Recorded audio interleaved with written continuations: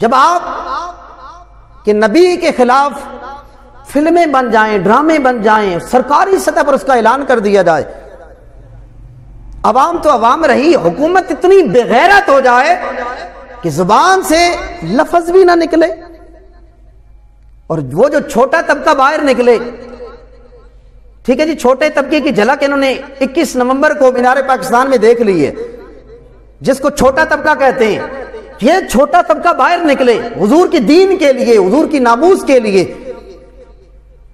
تو اس کے ساتھ معاہدہ کیا جائے۔ معاہدے میں کیا ہو کہ یار انہوں نے فلمیں تو بنا لی ہیں، معاہدے کے اندر یہ چیز شامل ہے کہ جی ہم ان کی مصنوعات کا سرکاری طور پر بائیکاٹ کریں گے، ہم اس سفارتی جو تعلقات ہیں فرانس کے ساتھ اس کا بائیکاٹ کریں گے۔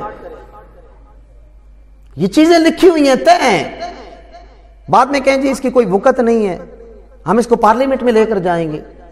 90 دن کا ٹائم لیا، ہائی کورٹ نے بھی پوچھ لیا ان سے، بھئی بتاؤ یار اس کے بارے میں تم کیا کہتے ہو، فرانس کے ساتھ تم نے سفارتی تعلقات رکھنے ہیں کہ نہیں؟ پارلیمنٹ میں لے کر جائیں گے۔ وہ سارے منافق سر جوڑ کر بیٹھ جاتے ہیں، اب جی ہم یہ پارلیمنٹ میں نہیں لے کر جائیں گے بلکہ جتنی بھی ہمارے اسلامی ممالک ہیں نا ان کے پاس لے کر جائیں گے۔ اگر ہم اس سے بحیثیت ایک ملک کے تعلقات منقطع کر بھی لیتے ہیں تو کیا فرق پڑتا ہے؟ میں نے کہا ڈوب کر مر جانا چاہیے۔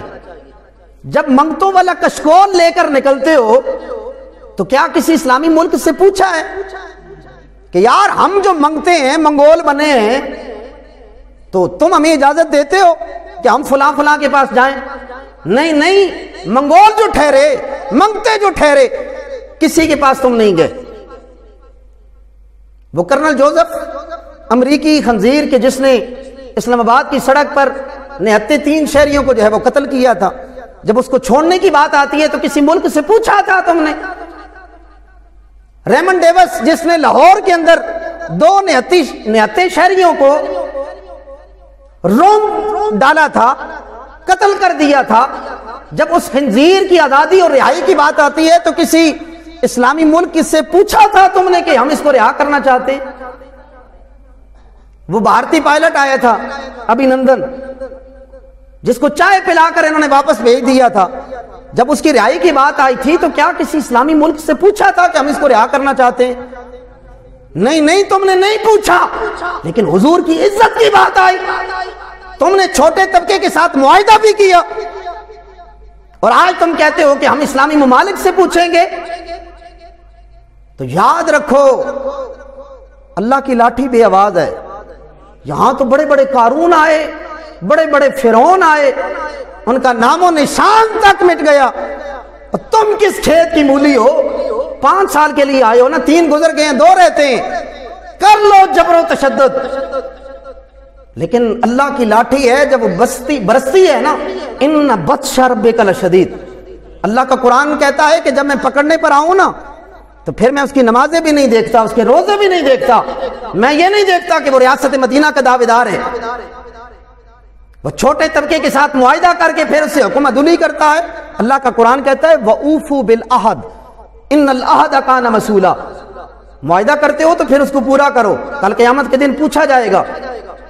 کوئی اپنی ذات، چھوٹا طبقہ کوئی اپنی ذات کے لیے تو نہیں نہ نکلا، یہ نکلا اللہ اور اس کے رسول کے لیے۔ اور یاد رکھو کہ جو اللہ اور اس کے رسول کے لیے نکلتا ہے، حضور تاجدار گولڑا ایسے نہیں فرما گئے کہ جو حضور کے لیے نکلتا ہے پھر اس کی پشت پر کملی والے کا ہاتھ ہوا کرتا۔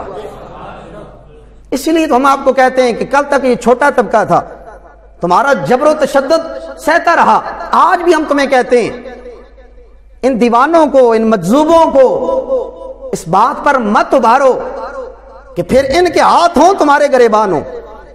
مولوی صاحب نے چونکہ بات کر دی ہے جی اداروں کے خلاف نہیں، ہم تم حکم عدولوں کے خلاف بات کرتے ہیں، اور تمہیں یہ بتانا چاہتے ہیں کہ اللہ کی عزت کی قسم اگر منظر بھول گئے ہو نا تو نیٹ پر دیکھ لو 21 نومبر کا وہ منظر کہ یہ چھوٹا طبقہ کتنی تعداد میں تھا۔